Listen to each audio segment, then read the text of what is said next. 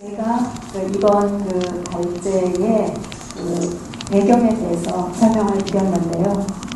이 내용을 가지고 홍익대학교 건축학과 유현주 교수님께서 생각하시는 어떤 크리티컬한 그러한 평가와 함께 학생들에게 도움이 되는 말씀을 우선 청해 듣도록 하겠습니다. 소개받을 이유가 있습니다.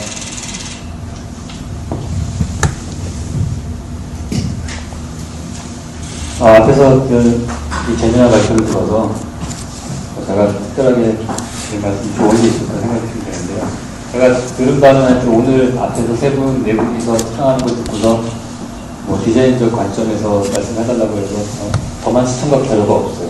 다만 좀 허접하게 될 것 같은데 양해해 주시기 바랍니다. 일단은 DMZ에는 관심이 좀 많은 편이고요. 저희 학교에서는 60주년을 맞이해서 이제 DMZ하고 통일 건축 이런 거에 대해서 토픽을 거쳐합니다. 근데 DMZ 하면 제일 먼저 저는 떠오르는 거가 유일하게 인간이 자연한테 양보를 한 그런 공간이 아닌가 생각이 들어요. 그리고 시간이 좀 거꾸로 간다는 생각이 들고요. 그러니까 인류가 역사가 만들어진 이후에 계속해서 스포를 해나가면서 점점 매트릭스에 나오는 정말 바이러스처럼 계속 감식해 나가잖아요, 공간을. 근데 증식하고 하는 인간의 영향력이 유일하게 거꾸로 시기가 돌아가는 그런 존이 아닌가라는 생각을 해봤습니다. 그래서 그런 면에서 독특한 그런 지역이라고 생각을 했고요. 전에 얼마 전에 제가 어디 신문 사설에서 이게 피지층 교수님 쓰신 글을 봤는데 DMZ가 지금 보시면은 공간적으로 봤을 때에는 동서축으로 계속 연결이 되어 있죠. 그러니까 동물들이 자연스럽게 왔다 갔다 하는데 거기 아까 황 교수님 말씀하신 대로 여러 가지 속도하고 철도들이 나중에 통일이 된다는 연결이 된다고 하면은 모든 것들이 다 이렇게 끊어지게 될 거라는 거예요. 그것만으로도 지금이 갖고 있는 DMZ 성격들이 다 파괴되기 때문에 그렇게 그런 식으로 개발하는 것은 문제가 될 것이다 그런 말씀을 하셨는데 적극적으로 공감을 합니다. 그래서 DMZ라는 것 자체가 계속 우리가 어떻게든 여기서 옵저버터리 플랫폼이라는 좋은 단어를 선택하셨는데 그런 관광대, 전망대로서 바라보는 관계를 갖는 그런 시점, 건축물을 제대로 만들어야 되는 거잖아요. 그게 우리가 뭘 하든지 간에 어떤 건축적인 액션을 취하면은 그게 반대적으로 우리가 멀리서만 바람만 본다고 하더라도 분명히 영향이 있을 거예요. 우리가 빛의 공해나 소음의 공해 같은 것도 분명히 영향이 있을 것이고 인공위성 사진 찍으면은 비행기 지역은 다 시커멓게 나올 텐데 분명히 인간이 이동하기 시작하면은 차라도 다니기 시작하면 일단 광원 진학은 생태계가 영향을 받을 거예요. 그런 면에서 우리가 본다라는 것 자체에 대한 행위를 어떻게 공식적으로 정의할 것인가 그 부분이 또 되게 중요한 이슈가 되지 않을까 생각이 듭니다. 그것들이 이제 제가 사실 오기 전까지 제가 가지고 있었던 DMZ에 대한 막연한 생각이었는데요. 오늘 세 분의 렉처를 제가 들으면서 되게 여러 가지 생각들이 떠올랐어요. 워낙 좋은 렉처였기 때문에 김 교수님의 렉처를 들으면서 마음속에 떠오르는 질문들이 좀 많았습니다. 그래서 그것들을 여러분들하고 함께 쉐어를 했으면 합니다. 첫 번째 제가 들었던 생각, 퀘스천이 우리가 observe 한다라는 관찰을 한다라는 거가 밖에서 항상 안을 보는 거나 생각하실 필요는 없지 않을까 하는 생각을 해봤어요. 본다라는 거는 우리 DMZ를 하나의 observe를 보게 되면은 밖에서 안을 보는데 사실은 안에서 밖을 볼 수도 있는 거잖아요. 그러니까 우리가 사람의 얼굴 사진을, 인물 사진을 찍는다고 할 때 제 사진을 저를 찍을 때 카메라가 밖에서 저를 찍을 수도 있지만은 위내시경 카메라를 안쪽에다 놓고 찍으면은 위장 사진을 찍으면은 안에서 밖을 찍는 거죠. 그러니까 오브저베이션이라는 게 밖에서 안을 볼 수도 있고 안에서 밖을 볼 수도 있고 그런 관점으로 본다면은 좀 다각도로 볼 수 있지 않을까 생각을 해봤고요.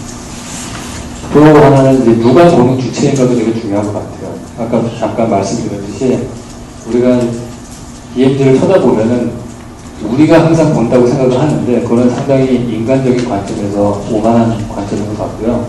동물들도 우리를 본다고 생각을 해요. 그러니까 보는 관점이 데피니션이 항상 인간 중심적인 관점에서만 오브저베이션을 한다라고 하는 그 시각을 조금 바꿔야 되지 않을까 하는 생각도 해봅니다. 세 번째로 제가 들었던 퀘스천이 아까 왜 관광대를 말씀하시면서 에펠탑 얘기 말씀하시고 이제 점점 높은 곳으로 엠파이어 스테이트 비전 관광대로 말씀하시고 그랬는데 계속해서 높이 만들려고 했던 거에 대한 기본적인 그 개념적, 그 근본적인 본능이랄까요? 그거는 물론 밖에서 봤을 때 멀리서도 볼 수 있는 그 물질을 만들고 싶어 하는 그런 건축의 본능일 수 있죠. 바벨 탑을 높게 쌓으려고 했던 것처럼. 하지만 제가 드는 느낌은, 그 높은 탑을 보면서 드는 느낌은 전지적 시점을 가지려고 했던 인간의 그런 시도가 아니었나 하는 생각이 들어요. 우리가 건축가들이 흔히 그리는 평면도라는 그림을 보면은 실제로는 우리는 평면도라는 그림을 볼 수가 없죠. 그 시점은 빌딩을 자른 다음에 무한대로 뒤에 가서 거의 무한 시점에서 줌인을 해가지고 봤을 때 평면으로 보이는 거죠. 벽에 측면이 안 보이잖아요. 그 평면도라는 관점은 전지적 시점 관점이에요. 전지적 관점이라는 건 사실 우리는 가질 수가 없는 거거든요. 우리 상상력으로만 하는 거죠. 비슷한대로 엑소노메트릭이라는 그림을 우리가 보통 그리는데, 엑소노메트릭도 평면도하고 측면도의 높이값이 한꺼번에 보이는 시점이에요. 그거는 사실은 우리가 가지지 못하는 관점이고, 어떻게 보면은 3차원을 뛰어넘는 존재만이 볼 수 있는 거예요. 인명과 평면을 동시에 보는 거니까. 근데 관광대를 그렇게 높게 만들려고 했다는 걸 보면은 그런 시점을 가지고 노력을 생각하지 않는다 생각이 들어요. 아까 마지막에 그 교수님이 보여주셨던 그 만달라 그림도 보면은 네 방향을 다 그리잖아요. 그 네 개의 인면도가 한 평면도에 투디멘셔널한 건데 네 개의 인면도가 그려졌다는 것, 그런 스타일의 그림은 기본적으로 시되고자 하는 그런 욕구가 들어가 있는 그림이라는 건데요. 그것들이 현대 테크놀로지에 와서 있었어요. 왜냐면 페이스북 맞았고 스마트폰을 통해서 우리가 내 핸드폰이 갖고 있지만 동시에 여러 시점을 공유할 수 있다는 거죠. 우리 일상적인 게 되거든요. 전지적 관점이라는 거가 내가 여기 한 곳에 있지만은 뭐 여러 가지 뭐 내 친구, 페이스북 친구 수백 명인데 그 친구들이 한 곳을 쫙 보여요. 동시에 여러 곳에 존재할 수 있는 거죠. 그런 새로운 시대에 우리가 살고 있는데, 그런 시점에서 우리가 어디서 플랫폼을 만든다면 그 전망대가 어떤 다른 의미로 해석이 돼야 되지 않을까 하는 생각을 해봤습니다. 또 다음으로 제가 들었던 퀘스천이 속도에 관한 것이죠. 제가 김 교수님 그 강의 중에서 그 어떤 마음에 와닿는 사진이 그 다리 그 어떤 게 있잖아요. 건너가는데 자동차도 있고 사람도 있고 했는데, 우리가 비행기를 보면서도 항상 정지된 시점에서 보는 것도 아니고 이동하면서 볼 수도 있고, 근데 그 이동하는 것이 속도가 빨리 가면서 볼 수도 있고 천천히 가면서 볼 수도 있어요. 그거에 따라서 우리가 퍼셉션하는 것들이 확실히 다르게 느껴질 거라는 생각이 들거든요. 그것도 좀 고려해야 되지 않을까 하는 생각을 해봤습니다. 그리고 다음번 퀘스천이 3개 남았습니다. 다음번 퀘스천이 약간 이걸 보면서 우리 건축가들 갖고 있는 태생적인 한계라고 할까요? 그 자꾸만 하드웨어적으로 접근하려는 경향들이 있어요. 우리가 뭐 이렇게 주면은 뭘 만들려고 자꾸 하잖아요. 근데 너무 급하게 여러분들이 이렇게 뭘 만들려는 쪽으로 덤벼들지 않았으면 좋겠다는 생각이 듭니다. 뭐 하여튼 사실은 지금 이 주제로 보면 제가 볼 때 많이 안 만들수록 위너일 것 같은 생각이 들어요. 만들게 되면 욕먹을 거야. 근데 그런 것들을 아주 여러분들께서 좀 더 조심스럽게 뭘 하나 벽을 세우던 바닥을 만들던 뭘 하시던 간에 좀 조심스럽게 접근을 해야 되지 않을까 하는 생각을 해봤습니다. 그리고 다음 질문이 무엇을 보는 곳인가에 대한 질문이죠. 우리가 대부분 다 비엔즈에 가면은 자연만 보이게 돼 있어요. 근데 자연은 제가 관심 있게 보는 거는 자연의 변화는 365일을 통해서 보면은 되게 바뀝니다. 봄, 여름, 가을, 겨울에 바뀌는데 제가 오늘 보고 내일 보면은 차이가 뭔지 잘 모르겠어요. 그러니까 우리가 사실은 산업화가 되면서 우리의 타임 스케일이라고 할까요? 타임랩이라고 해야 되나? 그것들이 점점 짧아지고 있죠.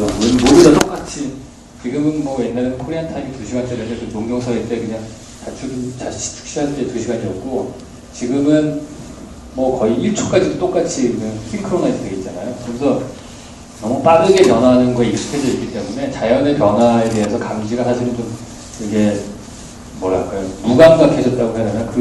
아주 슬로우한 거에 대해서는 느끼지가 못해요. 근데 건축물이 잘 들어가면은 그것이 그 자연의 변화라든지 한 것이 더 극대화시킬 수 있는 레퍼런스를 작용하는 그런 얘기가 많습니다. 예를 들어서 일본에 가면은 신사 앞에 톨이라는 게 있죠. 게이트가 잘 맞게는 이렇게 나무로 되어 있는 게이트가 있는데 이게 어떻게 되냐면 갯벌에 이렇게 서 있는 경우가 있어요. 근데 그게 밀물이 되어서 물이 들어오면은 이스쿠시마 슈라인인가 거긴가 그런데요. 물이 차 있고 그러니까 바다 한가운데 그 토리가 놓여져 있고요. 썰물이 되면은 썰물이 끝나는 지점에 딱 그 게이트가 올라가 있어요. 그리고 그 게이트, 그 토리라는 게이트가 없다면은 밀물이었을 때하고 썰물이었을 때의 그 두 개의 디프런 타임에서의 그 자연을 바라보는 체험은 완전히 연관이 별로 없게 되죠. 근데 거기에 토리가 놓여짐으로 인해서 밀물이었을 때에도 썰물이었을 때의 시간과 공간을 우리가 생각하게 만들어준다고. 그게 제가 생각하는 아키텍처가 레퍼런스로 작용을 해서 시간의, 그러니까 자연의 변화를 감지할 수 있는 레퍼런스가 될 수 있는 좋은 예인 것 같아요. 그런 예들이 여러 가지가 있을 것 같아요. 베니스에 가면은 뭐죠? 쿠아리니 스탄팔레아 같은 경우, 스카라파가 디자인한 것도 보면은 베니스의 밀물하고 썰물에 대해서 고저차가 나는 걸 통해서 스텝들이 잠기고 어떤 플로어는 잠기고 어디 브릿지가 끊어졌다가 열어졌다가 이런 것들이 생기거든요. 그러니까 미묘한 그 변화를 공간적으로 트랜스레이션 시킬 수 있는 건축적인 장치들 이런 것들이 가능하다는 거죠. 그래서 우리가 사실은 본다라는 내가 저 멀리 있는 오브제를 본다라는 거가 반드시 그러니까 꼭 피지컬리 인터랙션이 없는 관계로만 돼야 되는 것이 아니고 우리가 건축을 사실 잘 풀어내면은 조금 더 우리가 막연하게 바라보는 것 혹은 내가 바라보는 이 타임에서뿐만이 아니고 다른 타임, 디프런 타임에서도 보는 것들을 연결시킬 수 있는 장치가 만들 수 있는 가능성이 있더라고요. 그래서 그런 것들을 좀 생각을 해보시면 좋을 것 같다는 느낌이 들었습니다. 이제 마지막으로 하나의 좋은 예만 말씀드리면서 끝내려고 하는데요. 예전에 제가 나갔던 그 건페 중에서 뭐가 있었냐면은 Library for New Age라는 게 있었어요. 센트럴 클래스 컴피티션이었는데 거기서 아주 재미있는 아이디어들이 많았어요. 다음 시대의 도서관이란 도대체 어떤 것인가. 그래서 하여튼 연락이 열심히 했겠죠. 근데 기억에 남는 것들이 하나가 그런 것도 있었어요. 두루마리 휴지 레이저 프린터를 봐가지고 화장실에 앉아있으면서 프린트해가지고 그걸 보고서 딱 줘서 나오는. 그래서 걔 다이어그램은 그거예요.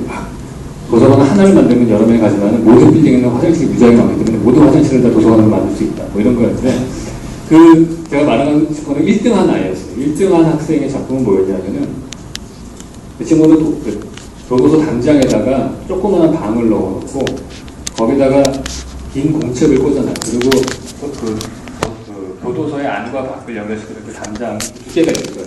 그러니까 거기 아주 좁은 방을 만들고 가운데를 트랜스루센트 글라스를 냅뒀어요. 관측을 비교로.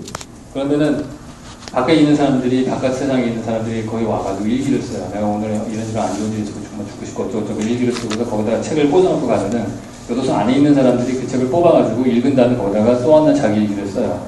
빨리 바깥 세상으로 나가고 싶고 앞으로 며칠 남았고 어쩌고저쩌고. 그러면 그 다음에 온 사람이 또 그걸 읽고 일종의 교환 일기를 쓰는 거예요. 이 사람의 1등의 아이디어는 21세기의 책이 어떤 지식을 획득하는 게 있는 게 아니고 사람들끼리의 소통에 포커스가 맞춰져 있는 거예요. 그러니까 걔가 말하는 도서관은 엄청나게 많은 책이 있거나 엄청나게 인터넷에 연결되는 그런 데이터베이스가 있는 게 아니고 자기 일기가, 교환 일기 자체가 이제 도서관이 된다는 그런 기발하죠. 감동받은 표정이 나와야 되는 게 있는데 그래서 뒤통수를 맞은 것 같았어요. 그러니까 그러면서 이제 실루엣만 보이는 거죠. 레스 컴퓨터에 유지를 반드시 써야 됐으니까 건너편 사람들의 막연한, 그러니까 나하고 저 사람하고는 완벽하게 다른 그런 처지에 속하고 완전히 다른 공간에 속하지만은 그거를 형체감으로 그 사람의 존재를 느끼면서 그러면 교환 일기를 통해서 생각을 교류하면서 서로 다른 입장을 교환하는 그런 아주 근데 제가 볼 때는 거기서 말하는 그 사람이 도서관에 만들었던 그런 뭐랄까 일종의 중간적인 그 공간 자체가 우리가 만약에 이 DMZ를 위한 플랫폼이 남과 북이 통일된 이후인지 이전인지 중간 과정에 놓이는 건지 그 시점 불명하지만은 전혀 다른 두 공간을 연결시키는데 어떤 이 건축가의 창의적인 생각이 그걸 흉내내는 소리가 아니고 그런 식으로 생각을 깰 수 있는 어떤 게 나온다면은 그걸 낸 분이 1등하지 않을까 그런 생각이 들었어요. 그래서 되게 재미난 아이디어들이 많이 나올 수 있는 되게 주제가 되게 훌륭하다고 생각이 들고요. 훌륭한 주제를 던졌기 때문에 훌륭한 답이 나올 수 있는 한 50%의 그런 파운데이션을 깔렸다고 생각이 듭니다. 그래서 결과물이 되게 기대가 되는 그런 커플입니다.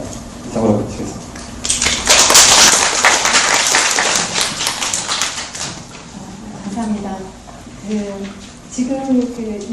교수님께서 거의 이제 여러분들이 어떻게 접근해야 되는가 실마리를 다 주신 것 같습니다.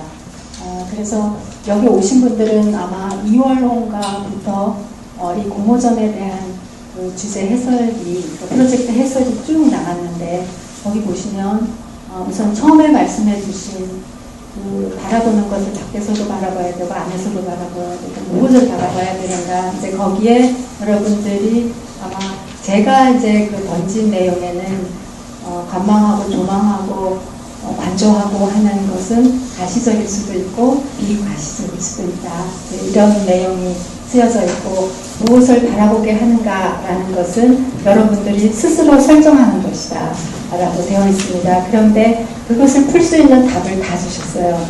그래서 아마 한 50% 이제 접근하는 그 방법은 조금 힌트를 받으셨을 것 같고, 그리고 지금 이 DMZ에 대한 것은 그래도 아무것도 안 세울 수는 없잖아요. 아무것도 안 세우고는 갈 수 없는데, 그런데 이제 각자의 이제 어떤 생각에 따라서 다르겠지만, 지금 유 교수님께서 해주신 그 한 6가지의 말씀을 가지고 우선 그 두 분께, 그 현 교수님과 또 이남희 대표님께 조금 더 부연 질의를 드리고자 합니다.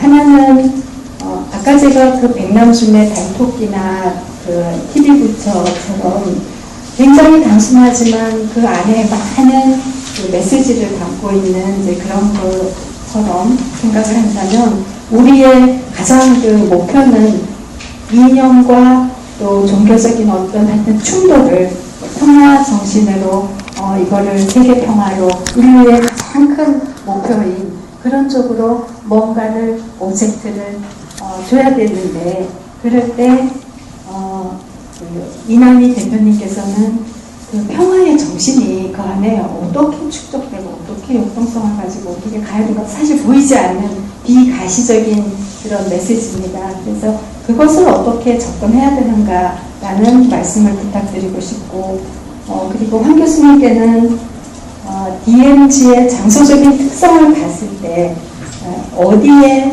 학생들에게 도움이 되게, 어디에 어떻게 접근해서 어떻게 가면 되는지를 좀 더 자세하게 말씀을 해주시면 감사드리겠습니다.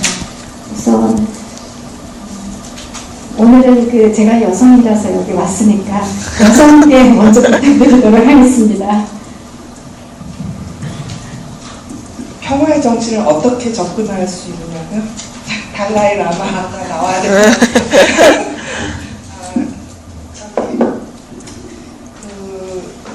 저는 융심리학자니까 융심리학적인 접근으로 부족하지만 말씀드리겠습니다. 우선 이제 그 융이 얘기하기를 인간은 그 소우주다, 마이크로코스모스다 이렇게 얘기를 했습니다. 그리고 이 마이크로코스모스는 이 대우주와 끊임없이 조응하는 존재다 이렇게 얘기를 했습니다. 그리고 우리 인간에게는 이 우주가 처음 시작해서 팽창하다가 소멸하는 것처럼 그런 시작과 소멸이 있고, 또 동시에 어두운 부분과 밝은 부분이 있다고 얘기했습니다. 그 전에 융심리학자 이전에 그 마음을 얘기하는 주로 철학자들은 그 인간에게는 선한 마음이 있는데 원래 그렇게 타고나는데, 이제 서양 철학자들 주로 얘기하는 겁니다. 근데 그 하느님이 주신 그런 그 선함을 그 프리바치오 본이라고 해갖고는 그게 없기 때문에 우리가 악해진 거다 이렇게 얘기를 했는데, 융은 그게 아니라 우리 안에 악한 부분이 있다 이렇게 얘기를 했습니다.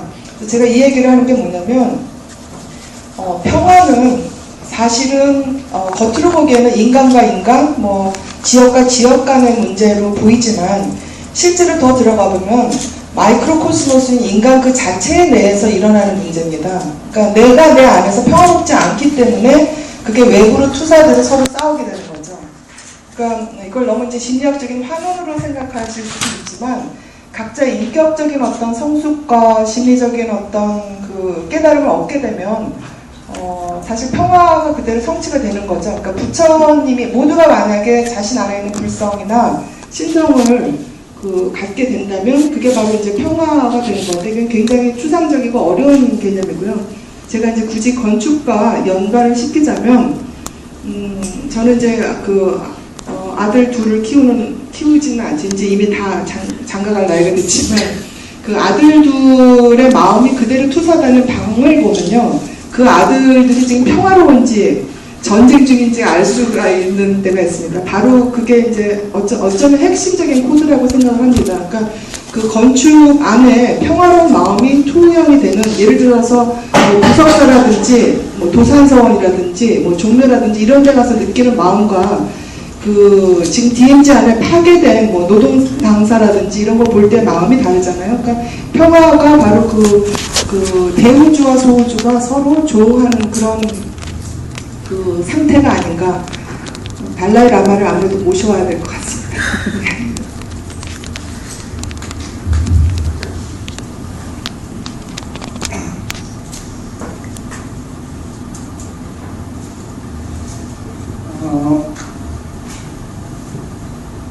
DMZ의 장소적 특성을 봤을 때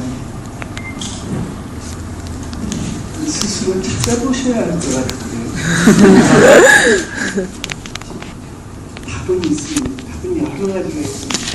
일단 DMZ 자체가 너무 다양한 특성을 보이고 있기 때문에 그 답을 그곳에 어떻게 갈 수 있는지를 찾아보는 과정까지 겪는 것, 그것이 DMZ에 가는 길입니다. 그래서 그거를 제가 쉽게 말씀드리면 뭐 그쪽에 있는 공무원한테 아무한테나 전화해서 저 한번 답사하려고 그러는데 어떻게 갈 수 있을까요? 라고 물어봐도 되고요. 여행사를 통해서도 갈 수 있고요. 뭐 그렇게 쉽게 가는 방법도 있을 거예요. 그러나 정말 내가 첫 번째 생각해 봐야 될 것은 어디를 어떻게 보고자 하는 목적을 갖고 있는가, 그걸 생각하면서 접근해 가려고 그러는 게 제가 볼 때는 제일 중요할 것 같습니다. 첫 번째는. 그리고 두 번째는 DMZ에서는 정말 많은 다양한 행사들이나 이런 것들이 열립니다. 그렇다면 언제 가야 될 것인가, 그냥 아무런 느낌도 없을 때 그냥 갈 것인가 고민해봐야 될 것을 던져드리는 거예요. 어떤 특별한 행사가 있을 때 가야 될 것인가, 즉 무슨 말이냐면 언제 가야 될 것인가. 우리가 이 공모전이 끝나는 게 10월달까지인가요? 시간적 여유가 사실은 뭐 12월달까지 아니라서 짧다고 볼 수도 있지만 가야 할 시점을 한번 스스로 고민하면서 정해보는 것. 아까 제가 이 맨 마지막에 이거 던지지 않았습니까? 왜 내가 이 시점에 가야 될 것인가? 내가 왜 이곳을 가야 될 것인가?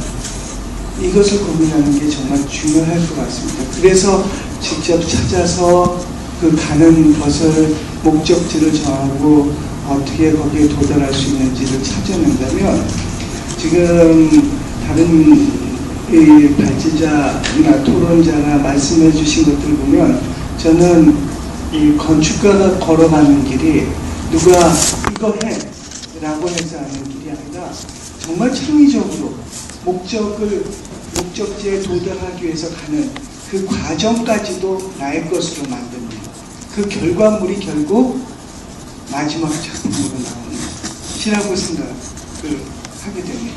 그래서 그것을 말씀드리고요. 마지막으로 한 가지만 더 부탁드리고 싶은 것은, 절대로 이것을 참석하시면서, 여기에 참석하시면서 나는 DMZ 국제 학생 공모전에서 1등을 해서 상 받은 세계적인 건축가 중에 하나가 됐어 라는 그런 잘못된 목표를 삼지 않으셨으면 좋겠어요. 저는 그렇게 생각합니다. 그러니까 사람들은 나는 다 누르고 나는 이겨낸 존재야 라는 이런 착각에 빠져 산다는. 그러니까 아까도 보면 그 경쟁은 북한에서는 기정동 마을에 가장 높은 깃대를 세우는, 남쪽에서도 그 경쟁을 하다가 타협점을 찾아서 결국 이게 그치게 되는데, 그 경쟁은 극단으로 치달을 수 있다는 거예요. 그러니까 정말 저는 여기서 하나 강조하고 싶다면, DMZ를 제가 발표하면서 보여드렸던 게 걸어왔던 길, 걸어가고 있는 길, 걸어갈 길. 이 세 가지가 분명히 어떤 명식조상에서 던져주는 메시지가 있을 거다. 그걸 내 걸로 내재화시키는 것이 여기에 이 공모전에 참여한 가장 큰 의미가 있는 것이 아닌가. 그렇게 생각된다. 이렇게 말해주세요.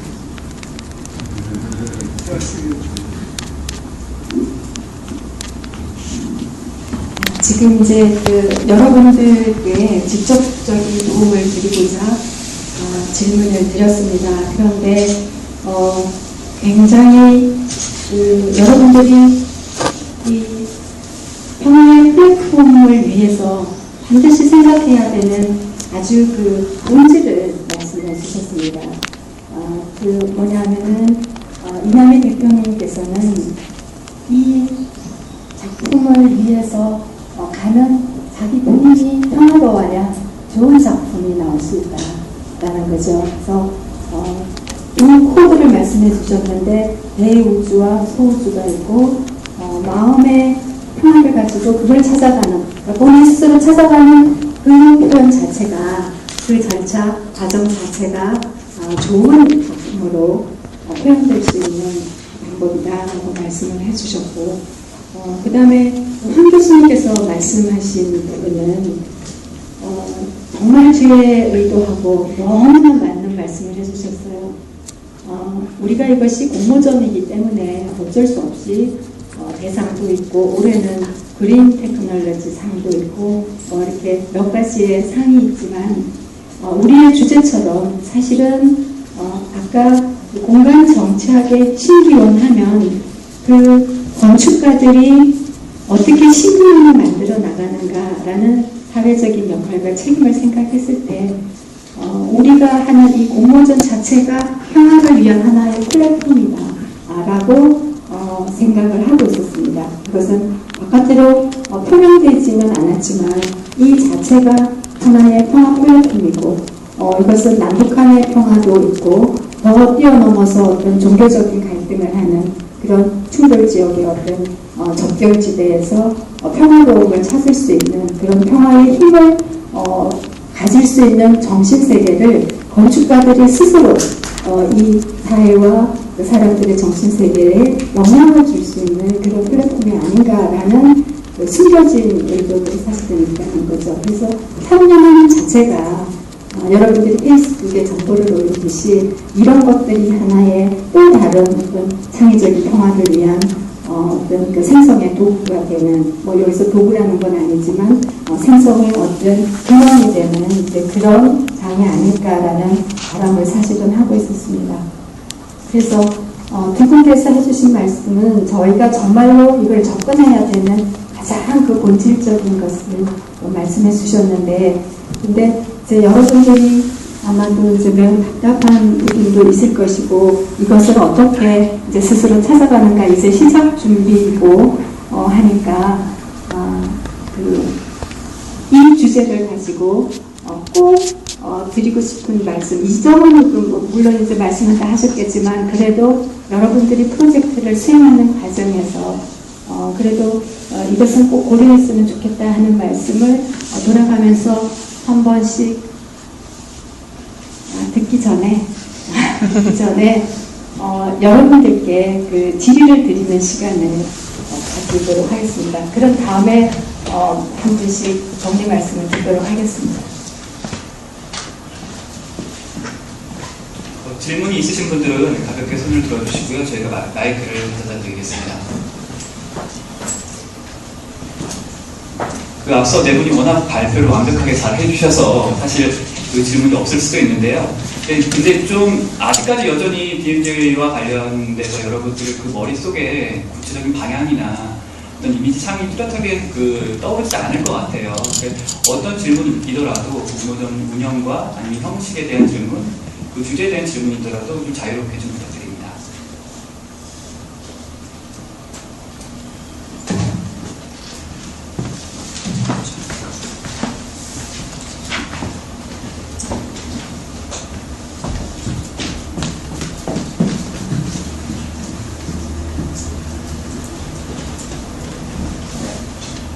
우선 이 공모전 주제에 대한 질문을 드리고 싶은데요.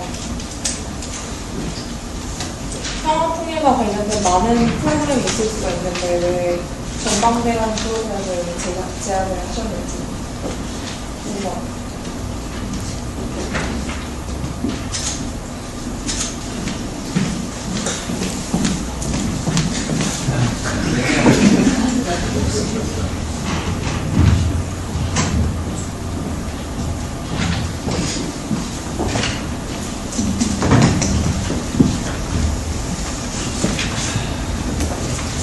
우선 그 전망대를 프로젝트로 선택하면서 이것을 그 전망대라는 용어를 쓰지 않은 이유는 아까 주제 설명할 때 이제 충분히 말씀을 드린 걸로 알고 있습니다. 그래서 옵저베이션을 한다 그런 것은 무엇을 바라보는데 그것이 사실은 평화를 바라볼 수가 없잖아요. 그러니까 평화의 어떤 느낌이나 이런 것들을 들게 하기 위해서는 비어있는 공간 안에 평화가 있다라는 것을 줄 때 우리는 뭔가가 있던 물리적인 건축가니까 오브젝트를 제시해야 되는데 이것이 플랫폼이라는 용어를 다시 뒤에 갖다 붙였어요. 이제 그 얘기는 플랫폼이라는 것은 그 안에 하나만이 있는 것이 아니라 많은 같은 주제를 가지고 또 다른 주제일지라도 그것이 서로 새로운 어떤 평화의 정신이라든지 새로운 생각, 새로운 아이디어가 확산될 수 있는 그러한 뭔가를 만들어야 되는 거죠. 그래서 한국말 전망대는 사실은 우리가 생각하는 전망대는 맞지 않습니다. 그리고 옵저버터리라는 용어도 맞지 않고 옵저베이션, 뭔가를 무엇을 어떻게 내면을 바라볼 수도 있고 바깥을 바라볼 수도 있고 다양하기 때문에 전망대라는 것을 프로젝트로 설정을 했고 그 다음에 또 더 중요한 문제는 지금 건축의 어휘들이 굉장히 난해하고 아주 다양하고 학생들이 무엇을 어떻게 접근해서 생각해야 될지 모르는 그러한 시대에 이제 있기 때문에 이것은 베니스 비엔날레를 딴 건 아닌데 작년에는 커먼 그라운드라는 주제였고 이번에는 펀더멘탈이라는 주제입니다. 그 얘기는 뭐냐 하면은 건축가들이 기본으로 돌아가서 어떻게 본인의 언어를 구축하고 어떻게 표현해야 되는가, 무엇을 지금 이 시대에 어떻게 표현해야 되는가라는 것을 생각할 때 DMZ라는 그 대지는 여러분들의 사이트는 아주 다양한 해석이 가능하고 굉장히 또 이 4km에 250km까지 넓습니다. 그럴 때 여러분들의 건축적인 어휘를 이 평화라는 이것을 접근하면서 어떻게 기본적으로 본질적으로 접근해서 여러분의 어휘를 어떻게 표현할 수 있는지 한번 창의적으로 생각해보라. 그래서 프로젝트는 좀 굉장히 깊이 있고 많은 생각을 해야 되는 그러한 취지에서 전망대 옵저베이션 플랫폼으로 설정되었습니다. 그럼 질문 다시 드릴게요. 그러면 바라본다는 건축 언어를 사용하는 이유는 이제 다시 여쭤볼게요. 바라본다는 건축 언어를 이 프로젝트에 제안을 하시는 이유는 무엇인지? 조망한다, 옵저베이션. 평화를 보든지 생태 환경을 보든지 그런 여러 가지 것들이 있는데 그런 약간 모호할 수 있는 바라본다는 건축 언어를 해서 그래서 왜 제안을 하시게 되었는지. 그건 여러분들 모호하게 만들기 위해서입니다. 너무 이렇게 하라 하면 그건 창의적인 아이디어가 나올 수 없죠. 그래서 기본으로 돌아가서 스스로 설정해서 스스로 표현해보라 라는 뜻에서 이것은 여기는 꼭 이 시각으로 접근해야 된다. 예를 들면 여기는 반드시 생태다, 반드시 그린이다, 반드시 기술이다가 아닙니다. 이것은 DMZ를 해석하는 방법에 따라서 다양하게 접근할 수 있고 여러분들의 다양한 창의적인 아이디어가 여기서 여러분들 스스로 정리해서 표현해서 그리고 공모전에 제출할 수 있는 그런 열려있는 주제라고 생각을 합니다. 답변이 되셨는지요? 혹시 뭐 더 추가적인 질문이? 네, 다른 분 질문 받겠습니다. 하나만 좀 말씀드리면요. 저기 심리학에서 그 비전이라는 말을 씁니다. 옵저베이션하고 좀 다르게요. 비전하면 여기에 있지 않은 거를 볼 때 비전이라고 얘기를 하거든요. 미래를 보거나 또는 내 안에 없는 그 타자를 볼 때 비전이라는 말을 쓰는데, 저는 아까 옵저베이션 플랫폼이라는 얘기를 할 때 사실은 비전이라는 정신에 더 근접하지 않을까 하는 생각을 했습니다.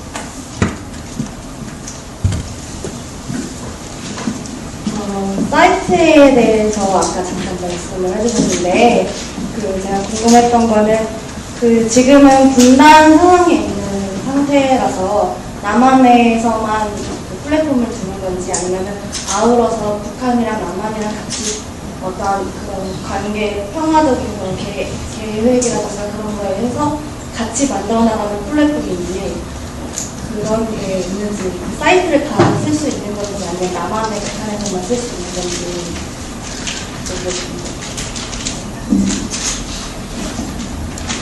DMZ라고 그러면 남북이 사실 제가 아까 말씀 안 드렸습니다만 DMZ는 우리나라에 있습니다만 우리가 관할하는 땅이 아닙니다. 그래서 지금 유엔사가 거기에 관할권을 갖고 있습니다. 우리가 계획하는 것은 DMZ를 대상으로 하고 있습니다. 주된 대상지는 DMZ입니다. 그렇죠? 그것은 남북한의 공통의 땅이기도 하지만 공통으로 비워놔야 되는 땅이기도 하고, 그것을 관리하는 것은 유엔사이지만 유엔사가 관리하는데 거기에 대처하고 있는 건 남북한의 군인들이 대처하고 있습니다. 그 공간이 중심이 되고 그 주변까지도 확대해서 공간을 생각할 수 있습니다. 이렇게 대답해드리면 누가 어떤 공간에서 어떻게 계획을 해야 될지, 그 계획의 대상이, 계획을 하고 나면 그 다음 대상이 누군지 또 이해가 되시겠죠. 답변이 됐습니까? 그러면은 DMZ 안에 어떤 그런 건축물을 하는 건지, 아니면 DMZ 바깥에서 옵저베이션 전망하는 방법으로 가는 건지. 둘 다 가능한 거 아닌가요?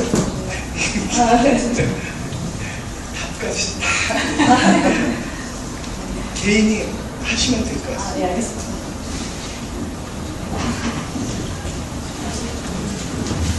제가 이제 펼쳐서 다들 읽고 오셨겠지만, 여기가 사이트다. 사실은 아까 통일원에서 여러분들 보시기에 굉장히 엉성하죠. 건축가가 작업하는 건지는 잘 모르겠는데 다이어그램이 있고, 거기에 이제 전망대라고도 또 있고, 뭐 이렇게 뭡니까, 둘레길 걸어가는 길도 있고, 이제 그런데 아마 여러분들이 보시면 이런 다이어그램을 누가 그렸지라고 이제 생각을 할 수가 있을 겁니다. 사실은 우리 모두 여기 있는 분들은 거기에 전망대라고 하면 그 어떤 전망대인지 뭐 뻔히 알잖아요. 우리는 그런 작업을 하려고 여기에 이렇게 공모전에 발제를 하고 또 여러분들이 관심을 가지는 것은 아니라고 생각을 합니다. 그러한 그 평화공원이 사실은 뭐 여기저기서 제한이 되고 있지만 그것을 쓰고 있지 않는 이유, 그리고 여러분들께 DMZ 내에 어디라도 좋은데 단지 사이트의 범위는 도보로 30분 이내라고 되어 있습니다. 그것은 도보로 1분이라도 되고 30분 이내라도 돼요. 그러니까 30분을 천천히 걸으면 한 2km쯤 될 거예요. 그래서 여러분들의 사이트는 걸어서 2km도 될 수도 있고, 아니면 뭐 그냥 반경 50m가 될 수도 있고, 여러분들이 스스로 정할 수 있습니다. 무엇을 바라보고 어떻게 거기를 가면 평화의 정신이 막 축적될 수 있는가라는 것을 할 때 그 규모와 또는 프로젝트의 어떤 표현 방법도 스스로 다 설정을 하면 됩니다.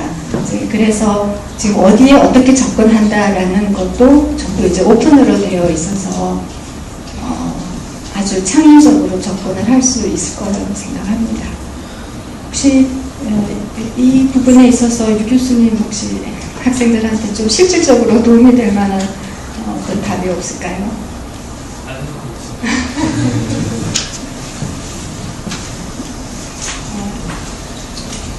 그 마지막으로 시간 관계상 그 한 번만 더 좀 그 질문을 받겠습니다.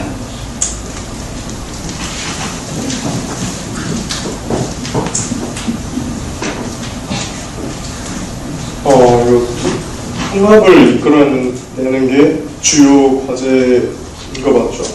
그죠? 근데 이게 정치적인 통합이 나올 수 있지만 예를 들어서 정치적으로 나중에 통합이 됐어요. 근데 그러니까 이 건물이 정치적 통합 이후에도 다른 통합을 이끌어낼 수 있는 그런 건물을 만들어내는 쪽으로 가도 됩니까? 제가 말씀드려야 될 것 같습니다. 이게 이제 공간 정치학의 신권이라고 해서 남북이 통일되는 어떤 정치적인 장소를 만드는 것이 아닙니다. 이거는 평화의 플랫폼이에요. 그래서 이것은 이념을 떠나서 종교가 분열되어 있는 또는 자기 자신 마음에 평화롭지 않은 사람이 어떤 제한된 장소에 갔을 때 정말로 여기는 평화롭구나. 그리고 여러 사람들이 정말로 평화의 본질이라는 것을 느낄 수 있도록 접근을 하시면 되겠다. 그래서 나중에 미래에 사실은 통일은 여러분들의 것이에요. 우리들 것이 아닙니다. 우리는 준비만 할 뿐이고 통일을 누리는 세대는 아마 여러분들보다 어리거나 여러분들부터 시작해서 뭔가가 우리가 이제 하나가 될 수 있지 않나 하는 생각을 합니다. 그런데 그렇게 통일이 되었을 때도 마찬가지로 여러분들 친구 사이에도 평화롭지 못하고 스스로도 혼자서도 평화롭지 못하고 가족 사이에도 평화롭지 못하고 이제 그럴 때 여기는 어떻게 평화의 기가 축적되어서 평화의 기를 느낄 수 있는 장소로서 디자인될 수 있는가. 그리고 거기에 제가 이제 쓰여 있는 것은 3개의 플랫폼 이상이 있어야 되고 이제 여러 가지 약간의 이제 힌트가 들어가 있는데 이제 거기에 갔을 때 시간을 지나면서 뭔가 경험했을 때 체험했을 때 스스로 평화로워지는 장소를 접근하면 되지 않을까 하는 그 생각을 하고 하나의 사례를 이제 여러분들한테 이거는 그냥 사례입니다. 이제 꼭 건축물로 설계를 해야 된다는 건 아니지만 우리들이 알고 있는 다니엘 리베스킨트의 유태인 박물관 베를린에 보면 그 공간에 들어가면 공간 자체가 굉장히 답답하고 암울하고 억압되고 정말 슬퍼요. 그것이 이제 공간으로 건축적으로 표현이 되어 있습니다. 그거는 이제 그 슬픔과 어떤 비애의 공간을 이제 표현한 거죠. 그래서 거기를 다 이렇게 보고 나오면 바깥에는 굉장히 파란 하늘에 푸른 나무가 한들한들하고 거기를 걷다 보면은 굉장히 이 슬픈 공간에 있다가 마음이 평화로워지는 이제 그런 것들이 표현되어 있습니다. 이건 좋은 사례는 아니에요. 그러니까 아주 슬픈 사례를 이제 표현을 굉장히 잘했는데 이제 그런 것처럼 여러분들은 평화의 본질을 찾아갈 수 있는 건축적인 본질이 무엇일까를 물음을 하면서 아까 왜라는 말씀을 이렇게 하셨잖아요. 그리고 그것을 건축인들이기 때문에 과학적으로 시스테매틱하게 여러분들 스스로 마음을 정리해서 표현을 해야 되지 않나 해서 거기에 주제 설명에 아주 용어 하나하나가 다 쓰여져 있습니다. 그 세 가지 질문을 다 받고 답변을 해주셨는데요. 충분한 그 답변이 됐는지 모르겠습니다. 근데 한 가지 추가적인 질문 요청이 있어서요. 마지막으로 정말 마지막으로 하나만 더 질문을 받고 그 마이크 다시 넘기도록 하겠습니다.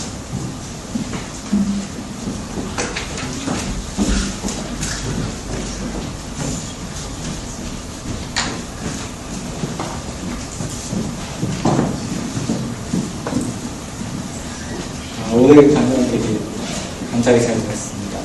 제가 질문을 드리고 싶은 거는 이 주제 설명 부분에서 세 개의 플랫폼이라고 하셨는데 왜 하나와 두 개는 안 되고 세 개 이상을 이렇게 얘기를 하셨는지 그게 가장 궁금했어요.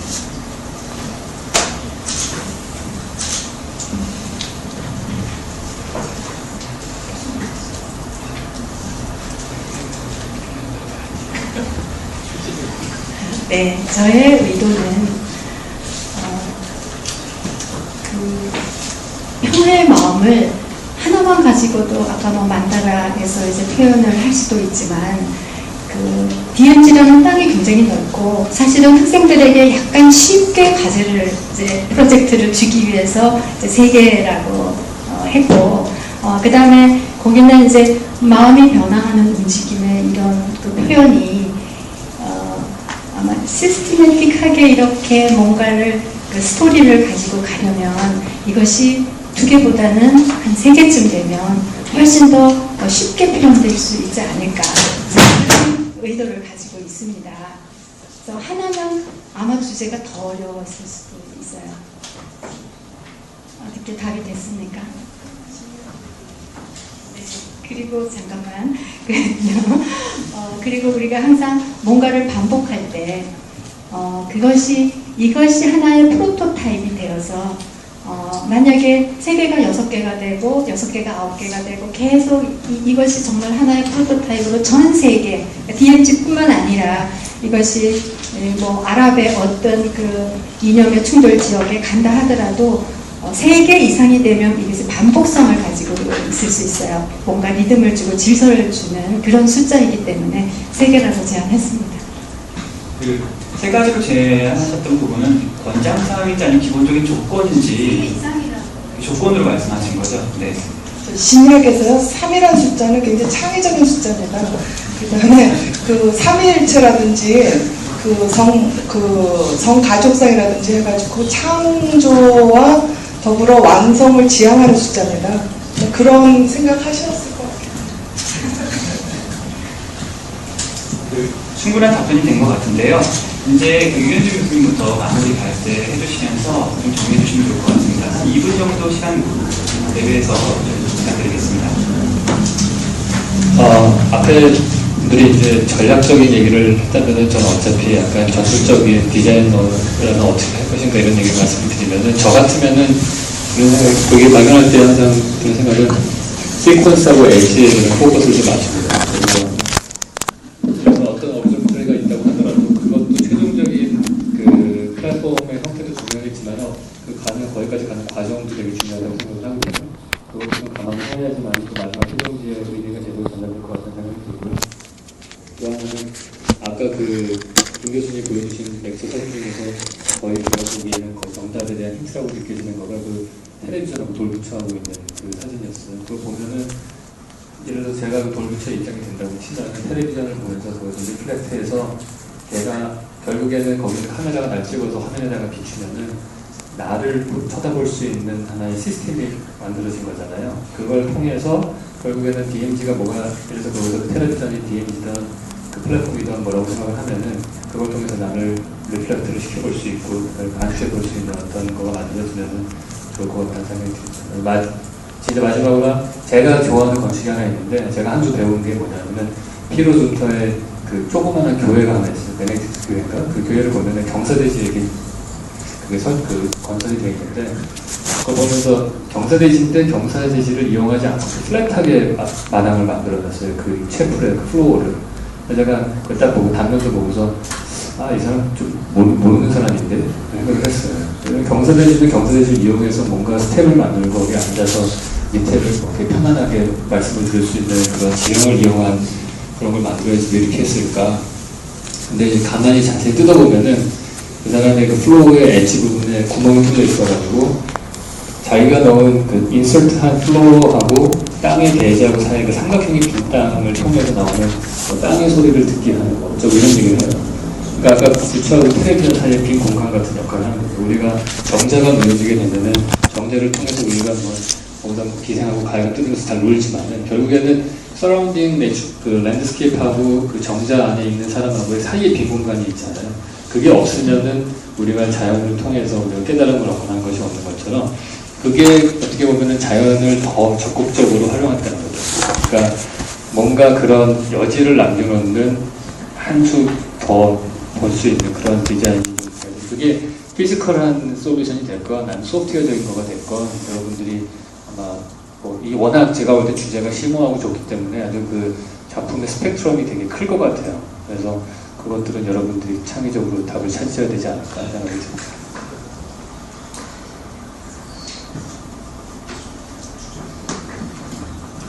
저는 여러분들에게 간단히 말씀드리면 오늘 들은 것을 다 잊어버려라. 맨날 엉뚱한 소리만 하죠? 엉뚱한 소리만 하는 것 같은데 여기에 매이면 모방만 하게 됩니다. 모방에 매이면 갇혀버립니다. 볼 수가 없습니다. 그래서 다 잊어버리십시오. 다 잊어버리고 내가 포커싱하고 싶은 게 뭔가 그거를 찾아내고 그 포커싱하고 싶은 거는 왜 내가 거기에다 포커싱하려고 그랬는가 그것만 고민해서 나만의 것을 만들어내시면 됩니다. 정말 필요한 것 나만의 것이라는 건 아까 이 교수님 말씀하셨던 것 중에 내가 보는 것에서 나만의 것일 수도 있고 또는 동물이 봤을 때 그들만의 것일 수 있고 밖에 있는 사람들이 봤을 때 그들만의 것일 수도 있고 그렇기 때문에 가장 중요한 것은 그 유니크한 나만의 포커스 무엇인가를 모방에 미치지 않고 찾아내는 데 초점을 맞춰서 계속 접근을 하시면 좋을 것 같아요. 이렇게 생각합니다. 제가 말씀드리는 거는 여기 학생들이 별로 관심이 있을까 모르겠어요. 근데 제가 오늘 저는 공부를 굉장히 많이 했는데요. 몇 가지 DMZ가 갖고 있는 상징적인 것만 조금 말씀드리면 이제 과거에 고틱 시대와 마천루 시대의 높이는 고틱 시대는 하느님과 일치고 이 마천루 시대는 이제 자아 팽창의 그런 상징을 갖고 있다면 저는 DMZ에서 뭐를 봤냐면 DMZ를 사이에 두고 양쪽에 이고 매니악들이요. 자아에 도취된 사람들의 자아가 사라지는 공간. 그래서 정말 자연과 일치되는 공간, 어쩌면 더 자연보다 낮은 공간, 그래서 무의식으로 들어가는 공간 이런 생각들을 했거든요. 그래서 저는 땅굴을 굉장히 이쪽 남한 정부에서는 굉장히 많이 얘기를 하고 비난을 하지만 어떤 면에서는 땅굴이 북한과 남한을 잇는 무의식적인 공간이 아닐까 하는 생각을 했습니다. 어쩌면 지금 통일을 우리가 거의 준비하지 못하는 게 땅굴을 우리가 대하는 태도와 비슷하지 않을까 하는 생각으로 제 말씀 마치겠습니다.